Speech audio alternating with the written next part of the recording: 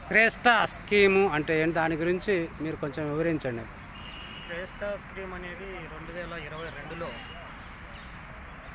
కాంగ్రెస్ గవర్నమెంట్లో పేద బడుగు బలహీన వర్గాలైనటువంటి ఎస్సీ సామాజిక వర్గానికి ఆనాడు ఉన్నటువంటి గవర్నమెంటు 3000 సీట్లతో ప్రారంభించి ఆల్ ఇండియా భారతదేశ వ్యాప్తంగా మంచి స్కూళ్ళు సిబిఎస్ ఉన్నటువంటి స్కూళ్లను ఎన్నుకోబడి అక్కడ ఏ ఒక్క రూపాయి కూడా మా పిల్లలు కట్టకుండా అవకాశం కల్పించారు. ఈ శ్రేష్ఠ స్కీము 2026 ఎండింగ్ అవుతుందని ఒక పంచవర్ష ప్రణాళిక మాదిరి దీన్ని పెట్టారు. అందులో భాగంగానే మేము ఈరోజు భారతదేశ వ్యాప్తంగా ఉన్నటువంటి మా పిల్లల భవిష్యత్తు గుర్తెరిగి మేము శాస్త్రి భవనానికి వచ్చి దీనికి సంబంధించినటువంటి మినిస్టర్ గారికి, దీనికి సంబంధించినటువంటి కోఆర్డినేటర్ గారికి, దీనికి సంబంధించినటువంటి కార్యదర్శి గారికి అతావలి సార్ని కూడా కలచాలని ఈరోజు వచ్చాము. అయితే సార్ రేపు కలవండి అని చెప్పి మాకు ఇంటిమేషన్ ఇవ్వడం జరిగింది.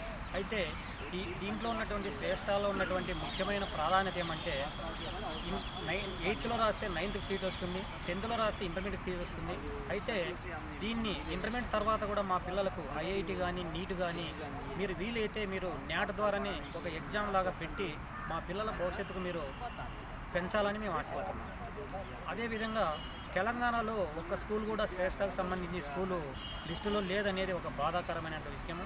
ఎందుకంటే ఇప్పుడు ఉమ్మడి ఆంధ్రప్రదేశ్గా ఉన్నటువంటి మంచి స్కూళ్ళు ఉన్నటువంటి ఆంధ్రప్రదేశ్లో ఉన్నటువంటి హైదరాబాద్లో కానీ ఇప్పుడున్నటువంటి తెలంగాణ రాష్ట్రంలో కానీ శ్రేష్ఠకు సంబంధించినటువంటి ఒక్క స్కూల్ కూడా లేకపోవడం అనేది బాధాకరం.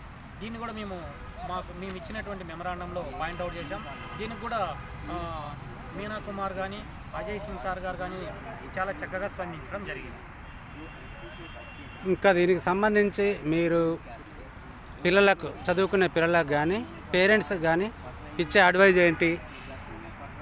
ఇప్పుడున్నటువంటి పిల్లలు మంచి స్కూళ్ళల్లో మా పిల్లలు 3000 మంది చదువుతారు దాదాపు. ఈ 3000 మందికి మేము ఇచ్చేటువంటి సజెషన్ ఏమంటే, పిల్లలారా మనకు కేంద్ర గవర్నమెంటు ఇచ్చినటువంటి ఈ న్యాయశాఖ విభాగం నుంచి మనకు కల్పించినటువంటి ఈ పరిస్థితిని మనము అనుకూలం చేసుకొని మంచిగా చదివి పిల్లల తల్లిదండ్రులకు కూడా మేము చెప్పడం ఏమంటే, ఈ ఎగ్జాము నిన్నటికే లాస్ట్ డేట్ అయ్యింది. మామూలుగా ఈ ఎగ్జాము ఏప్రిల్ మేలో కండక్ట్ చేస్తాండ్రి.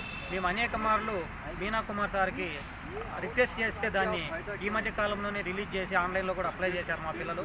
అవసరమైతే ఈరోజు కూడా మేము 10 రోజులు ఎక్స్టెండ్ చేయమని అడిగాం. కాబట్టి సార్ కూడా స్పందించారు. మరి ఏమవుతుందో రేపు మాకు ఇంటిమేషన్ తెలుస్తుంది. అయితే శ్రేష్ఠకు సంబంధించిన 3000 నుంచి 5000 సీట్లు పెంచాలని మేము ఈరోజు అడగడం జరిగింది. వాటిపైన కూడా వాళ్ళు కులస్కంగా ఆలోచన చేసి చెప్తామని చెప్పడం జరిగింది.